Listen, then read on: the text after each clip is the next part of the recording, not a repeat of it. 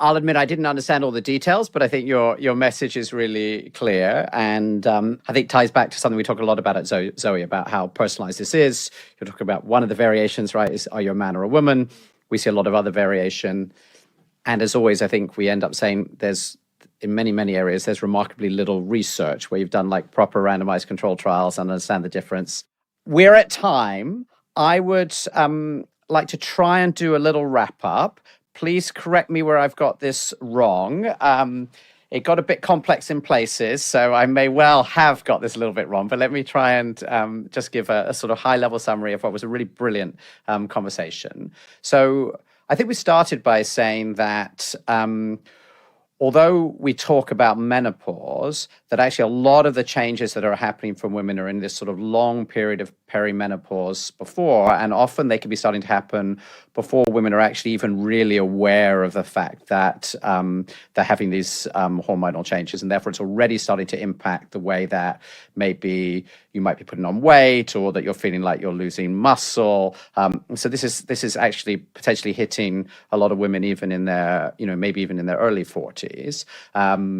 That there are a whole series of symptoms that happen through menopause. You explained, for example, about hot flashes and the way that we now understand this is really sort of driven by the brain and the control of it. And you gave a rather terrifying description of what it is like to go through it, which I think is quite powerful if you're a man like me and you're not going to experience that yourself.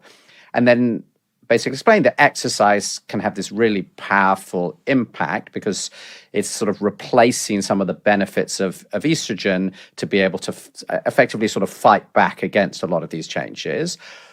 But it's not easy, and critically, the sort of exercise that many women have been doing, up until this point is no longer really going to have the positive effect. And equally well, if you haven't been doing exercise and you're listening to this and saying you want to do it, if you just go and do maybe like the standard exercise you're told to do, like move more, may actually have very limited benefits. Whereas I think you described sort of these three components that really can have an impact. The first, which I think you're saying is the most important, is heavy weights. And I think for a lot of people, that's a lot heavier than they probably would think about doing, because you were describing something where, you pick it up 3 times, that's really heavy. And you can't do that 5 times. So whatever that weight is for you, like that's what you need to do. And of course, as you do more of it, that will get heavier and heavier. That it's something that you need to be doing for the rest of your life. This is not just like a temporary thing, for a year or two through this period.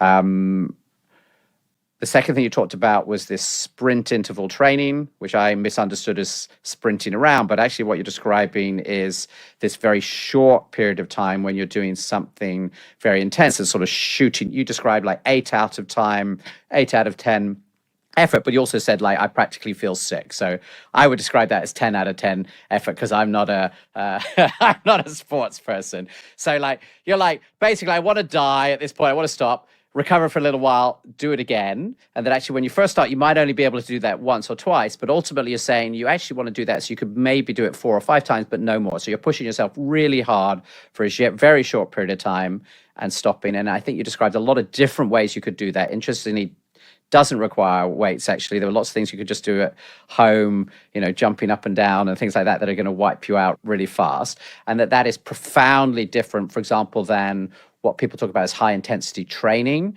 which goes on for 45 minutes and is a lot more about wearing you out. And that interestingly, for women who have been really into these exercises, you're sort of saying, actually, you need to rethink some of this because you may not be getting the best exercise for your body.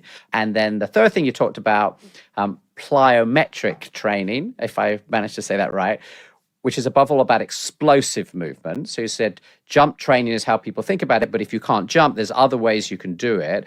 But in particular, that what you're trying to add is impact into your body, because that has impact on your bones and is going to like fight this challenge about losing bone density. And we didn't talk a lot about this in this episode, but I think we know from other episodes that that's one of these big risks that can happen later in life as a woman. And so this is one of the ways I think you were talking about directly fighting that risk. Yes. Fantastic.